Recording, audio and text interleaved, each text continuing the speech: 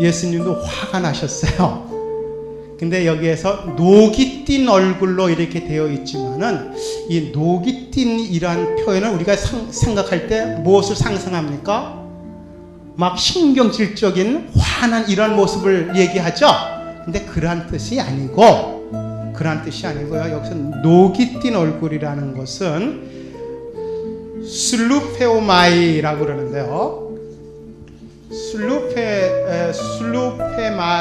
슬루페오마이 이러한 동사를 썼는데 이러한 히라보 단어는 이거는 슬퍼하다, 탄식하다 이러한 뜻이 있고 그 밑에 그다음에 오르게스라는 이것은 충동, 충격 이런 거를 얘기하거든요. 그러니까 무슨 말이냐면 녹이 띈 얼굴이라는 이야기는 뭐예요? 예수님의 마음이 슬픔으로 가득 찼다 이런 얘기죠. 충격을 받는 하여튼 그래서 슬퍼하시는 이러한 것을 표현합니다. 그러니까 예수님이 화가 났다는 이야기가 신경질적인 것이 아니라 치유시켜주고 싶은데 이렇게 해서라도 그네들의 마음을 풀어주고 싶은데 그것을 듣지 않으니까 예수님 마음이 어떻게 됐다는 거예요? 슬픔으로 가득 찼다는 거죠. 너무너무 슬퍼하신다는 거죠. 마치 예수님이 예루살렘 도시를 바라보면서 그네들이 회개하지 않는 그것을 보시고 슬퍼하셨고 우셨듯이 지금 그러한 마음이라는 거죠. 그건 마치 부모가 자식의 어떤 완고한 마음을 이렇게 그러한 마음을 볼 때 그 부모가 갖는 마음 굉장히 아파하는 슬퍼하는 그런 마음과 지금 같은 지금 예수님의 상태라는 거죠. 예수님은 우리를 치유시켜주고 싶어 하셔요. 풀어주고 싶어요. 그것 때문에 오셨다 그랬어요. 사람의 아들은 성한 사람을 위해서 온 것이 아니라 죄인을, 병자를 위해서 치유시켜주러 오셨다라고 얘기하셔서 정말 그렇게 해주러 오셨는데 이네들이 그것을 받아들이지 않으니까 예수님 입장에서는 슬픔이 가득 찼다는 거죠. 예수님은. 그러한 상태를 표현을 합니다. 그러나 손이 오그라든 신체적으로 손이 오그라든 이 사람들은 손을 펴라 했을 때 폈기 때문에 즉 순명했기 때문에 손이 펴지는 이런 치유의 은혜를 받았고 이 사람들은 말문이 막혔고 그래서 점점 더 안으로 갇혀들다 보니까 이네들이 무슨 일을 하게 됐습니까? 결국에 가서는 악한 일을 해야 하느냐 착한 일을 해야 되느냐 사람을 살리는 것이 좋으냐 죽이는 것이 옳으냐 이렇게 물었지만은 이네들이 그것을 풀어버리지 못했기 때문에 결국은 뭐 했어요? 뒤에 보면은 이들은 즉시 헤로데 당원에게 들과 만나 예수를 없애버릴 방도를 모의하였다. 무슨 일을 했어요? 죽이는 일을 했죠. 그렇잖아요? 죽이는 일을 했습니다. 그러니까 결과는 불행한 거죠. 스스로 무덤을 파는 거죠. 이거는. 그런 기회가 있는데도 불구하고 그것을 수용하지 못하고 거부함으로 인해서 스스로 무덤을 파는 이런 죽음을 자초하는 그러한 불행한 결과를 가져오게 됐습니다. 우리는 태어날 때 사람이 태어날 때 손이 보통 어떻게 하고 태어납니까? 주먹을 쥐고 태어나죠? 오그라들죠? 반대로 세상을 뛸 때 죽음은 어떻게 하고 가요? 펴고 가죠. 그렇죠? 태어날 때는 오그라든 손이요. 이 세상을 떠날 때는 손을 펴고 갑니다. 무엇을 말하는가? 무엇을 말하는가? 그래요. 이 세상에 태어나면서 살아가기 위해서는 소유도 해야 되겠죠. 그렇죠? 이것저것 필요하니까 소유도 해야 되겠지만은 결국 우리가 죽을 때 손을 펴고 간다는 이야기는 자기가 얻은 것을 자기만을 위해서 살지 말고 다른 사람을 위해서 베풀면서 가라 하는 거죠. 결국은 다 베풀고 떠나는 사람이 그것이 인생을 가장 정말 진리, 정말 진실하게 살아가는 삶이라는 거죠. 죽을 때 다 놓고 가는 거니까 나누면서 펴는 손, 우리는 끊임없이 오그라드는 손을 자꾸 피는 연습을 해야 돼요. 자꾸만 해야 됩니다. 어느 카네기 재단 회장인가 그분이 돌아가셨을 때 자기 아들에게 유언을 남기기를, 내가 죽은 다음 나를 관에 묻을 때 내 양팔을 전부 관 밖으로 내놓고 묻어라 그랬어요. 그 아들이 왜 그런 말을 했는지, 정말 아버지 말대로 그렇게 관을 짜서 아버지를 묻어야 되는지 아주 고민이 많았습니다.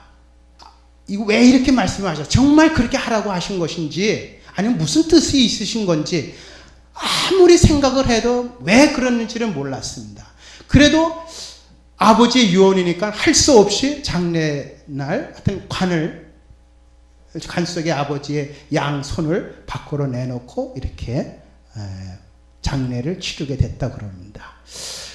거기에 온 많은 조문객들이 왔는데, 대재벌 회장이니까 얼마나 많은 사람들이 왔겠어요. 근데 와서 보고 전부 놀라는 거죠. 여러분도 놀라시겠어요? 별일도 다 봤네. 어떻게 손을 밖으로 내놓고 저렇게 관을 이렇게 짤 수 있겠는가. 그래서 사람들도 아주 의아했고, 그러면서 장례식은 다 치렀습니다.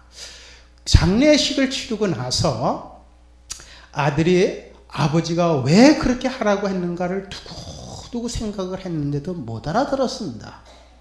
그리고 잊어버렸어요. 그리고 세월은 흘렀습니다. 이 아들이 이제 나이를 먹고 반백의 나이가 됐을 때, 노는기에 접어들었을 때, 그때서야 아버지가 왜 그렇게 관 밖으로 손을 내놓고 장례를 치르라고 했는지 그때서야 알아들었다고 합니다. 뭐겠어요? 왜 그렇겠어요? 빈손으로 왔던 인간, 빈손으로 결국 돌아간다는 이것을, 즉 자기가 지금까지 살아온 것은 모두 재물을 축적하는 것으로 살았는데 결국은 다 놓고 가는 것이 인생이라는 것을 자식에게 가르쳐주기 위해서 그렇게 유언을 남겼다고 합니다. 모든 것을 다 주고 떠나는 것이 결국은 인생이라는 거. 그러니까 인생을 살아간다는 것은 자꾸만 움켜쥐는 삶이 잘 사는 것이 아니라, 비록 작은 것이라도 얼마만큼 손을 펴는, 남을 위해서 알게 모르게 손을 펴는 이러한 삶을 사는 것이 정말 인생을 잘 사는 것이다 라는 것을 가르쳐주기 위해서 그렇게 아마 유언을 남기지 않았나 싶습니다. 엊그젠가 그 신문에 보니까 마치 아주 이 말씀에 잘 어울리는 하나의 글이 있어서 제가 읽어드리려고 합니다. 아마 여러분도 읽어보셨는지 모르겠는데, 어느 쌀집 아저씨 이야기 읽어보셨습니까? 이 소설가가 썼는데 내용이 좋아서 여러분들에게 읽어드리겠습니다. 아침 생각.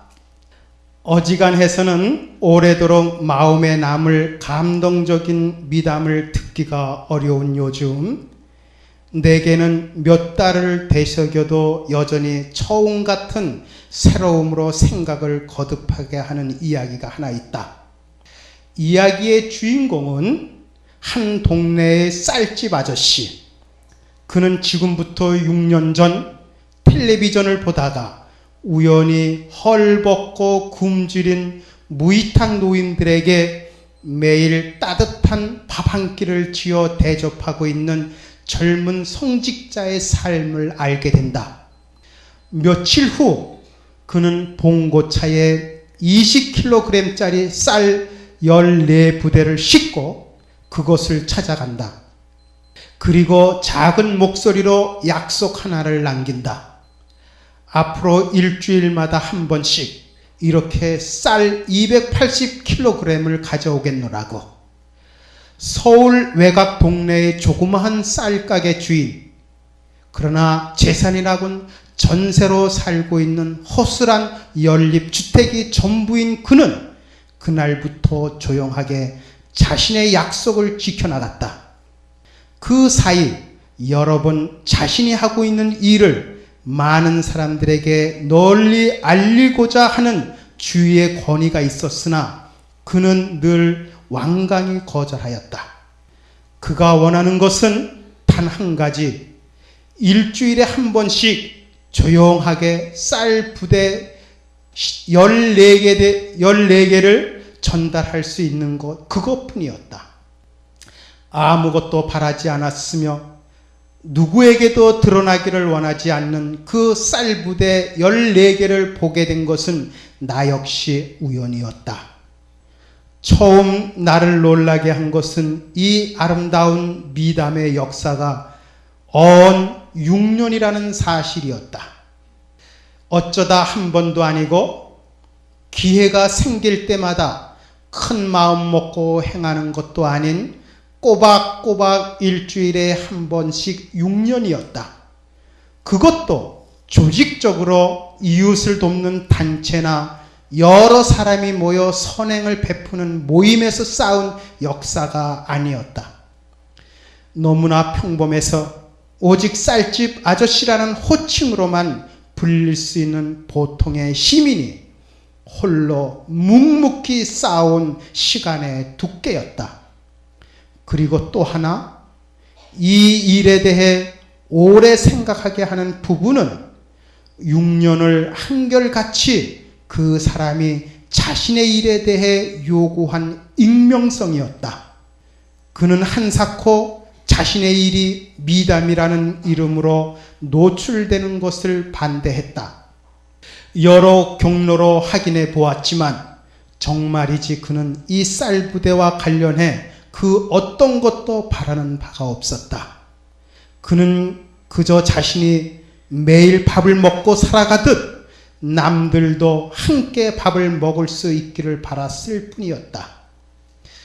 어떻게 그럴 수가? 일주일에 14부대씩 6년이면 부자라 해도 결코 작은 액수가 아니다. 하물며 이제 막 자신의 가게를 일구기 위해 밤낮으로 일하는 평범한 가장인 쌀집 아저씨가 어떻게 그 돈을 보태면 집도 넓힐 수 있고 쌀가게도 키울 수 있고 삶의 여러 관계에서 제법 폼을 잡을 수도 있는데 그 욕망을 다 어떻게 처리하고 생각이 여기까지 이르면 나는 아주 복잡해진다. 이 미담을 처음 들은 후 지금까지 몇 달간 나는 틈만 나면 이 이야기를 해석하고 추측하며 나아가서는 길게 사색한다. 이제 지칠 때도 되었건만 웬일인지 나는 이 이야기에서 벗어나고 싶지가 않다. 화가 나거나 쓸쓸할 때는 일부러라도 마음속으로 이 이야기를 불러들인다. 그리고 또 사색한다. 이제 쌀부대 이야기는 나에게 하나의 미담, 하나의 아름다운 이야기로만 존재하는 것이 아니다. 이것은 인간에 관한 하나의 희귀한 보고서다. 이렇게 적었습니다. 이 이야기가 이 주부에게 이렇게 길게 사색하게 하는 하나의 아름다운 그런 이야기로 이렇게 해서 전해져 오듯이 여러분들에게도 이 쌀집 아저씨의 이 아름다운 미담이 계속해서 여러분 안에 완고한 마음으로 받아들이지 못하는 그런 것이 아니라 여러분들의 마음 안에 오래오래 남는 미담으로 남아있게 되기를 바랍니다. 우리 주위에는 정말로 우리가 손을 펴서 도와줘야 할 사람들이 크게 작게 참으로 많습니다. 우리들이 하느님이 주신 이 손을 가지고 악한 일을 할 수도 있고 착한 일을 할 수도 있습니다. 사람을 살리는 일을 할 수도 있고 죽이는 일을 할 수도 있습니다. 그것은 전적으로 우리들이 어떠한 마음을 갖고 있느냐, 어떤 마음 자세를 갖고 인생을 살아가느냐에 따라서 나의 손은 끊임없이 사람을 살리는 일을 하기 위해서 펼칠 것이며 선한 일을 하기 위해서 아침부터 저녁까지 끊임없이 펼쳐질 것입니다. 예수님은 바로 우리가 오그라든 선을 펼 수 있는 방법을 가르쳐 주셨고 펼 수 있게 해주기 위해서 오늘 또다시 이 자리에 우리에게 말씀해 주시고 우리와 함께 계시고 손을 펴라 하고 우리에게 말씀하십니다. 여러분 모두 손을 펴십시오. 손을 펴고 착한 일, 살리는 일을 하는데 여러분들의 많은 시간을 이렇게 투자한다면 그것이야말로 여러분이 정말 예수님의 말씀을 듣고 실천하는 그런 사람들이 아닌가. 더구나 우리 사회는 얼마나 지금 각박해져 있습니까? 모든 사람들이 다 오그라들고 있는 그러한 이렇게 아주 각박한 이러한 현실 속에서 그리스도를 믿는 크리스찬들인 우리들이 해야 할 일은 바로 오그라든 마음을 펴주는 일, 오그라든 손을 펴게 하는 일, 그 일은 남에게 요구하기에 앞서서 내가 먼저 실천하고 피는 그러한 일을 실제로 내가 살아갈 때 이러한 미담은 잔잔히 이 각박한 사회를 정말 훈훈하게 따뜻하게 해주는 아름다운 이러한 일들이 일어나리라고 생각합니다. 여기 계신 여러분 모두 각자가 처해 있는 곳에서 하루에 한 가지씩만 손을 피는 좋은 일에 이렇게 쓰신다면은 벌써 얼마나 많은 그 좋은 일들이 선한 일들이 이루어지겠고 사람을 살리는 위대한 일이 이루어지겠습니까? 그런 위대한 일을 하도록 여러분은 오늘 이 자리에 부름을 받았고 말씀을 들었고 이제 가서 실천하셔야 할 의무가 또 책임감이 있다고 생각이 됩니다. 하시겠습니까? 네. 손을 펴시겠습니까? 네. 마음을 펴시겠습니까? 네. 활짝 피십시오. 여러분들의 마음이 펴지면 이 세상 보는 것도 다시 펴집니다. 인간관계도 다시 원만해지게 꼬인 것도 다시 풀어지기 시작을 합니다. 우선 여러분들이 주님 앞에서 말씀 앞에서 내가 무엇으로 꼬여 있는가, 내 마음이 무엇으로 꼬여 있는가, 무엇으로 오그라들어 있는가를 먼저 잘 살피시고 성찰하시고 여러분이 힘으로 필 수 없다면은 이 신체적으로 오그라든 이 사람이 예수님의 말씀에 듣고 순명하듯이 여러분도 예수님께 청하십시오. 청하고 주님 내 마음을 피게 해 주십시오 라고 기도하면서 기지개를 펴시기 바랍니다. 우리의 오그라든 손을 펴주신 주님, 당신의 말씀을 듣기 전까지는 내가 오그라든 상태인지조차도 모르는 가운데에서 있었는지도 모릅니다.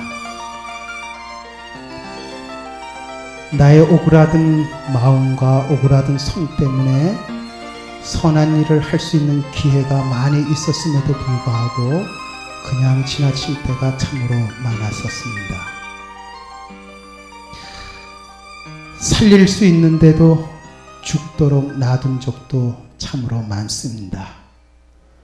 주님, 나의 오그라든 마음 때문에 당신의 마음을 슬프게 했던 나의 모든 불찰과 나의 모든 잘못을 용서해 주십시오. 그리고 이 자리에서 내 마음에 어루만져 주시어 펼 수 있도록 완고한 마음을, 부드러운 마음을 가질 수 있도록 우리 마음을 어루만져 주시고 축복해 주십시오.